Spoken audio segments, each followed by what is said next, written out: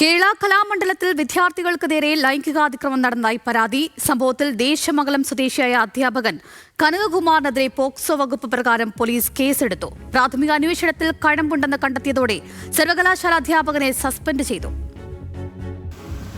കലാമണ്ഡലത്തിലെ പഠനത്തിനിടെ വിദ്യാർത്ഥിനിക്ക് നേരെ അധ്യാപകന്റെ ഭാഗത്തു നിന്നും ലൈംഗികാതിക്രമം ഉണ്ടായെന്നാണ് പരാതി.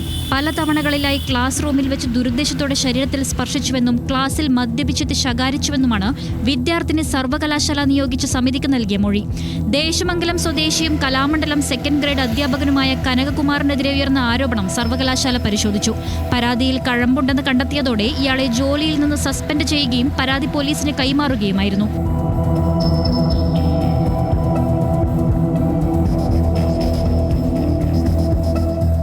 പോക്സോ നിയമപ്രകാരം ഇന്ന് രാവിലെ കനകകുമാറിനെതിരെ കേസെടുത്തെങ്കിലും പ്രതി ഒളിവിലാണെന്നാണ് ചെറുതുരുത്തി പോലീസ് പറയുന്നത്.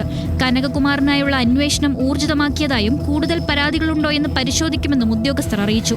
ഇത്തരം സംഭവങ്ങൾ ആവർത്തിക്കാതിരിക്കാൻ കർശന നടപടികളുമായി മുന്നോട്ടു പോകുമെന്ന് കലാമണ്ഡലം കൽപ്പിത സർവകലാശാല അധികൃതരും പറഞ്ഞു. ന്യൂസ് മലയാളം, തൃശൂർ.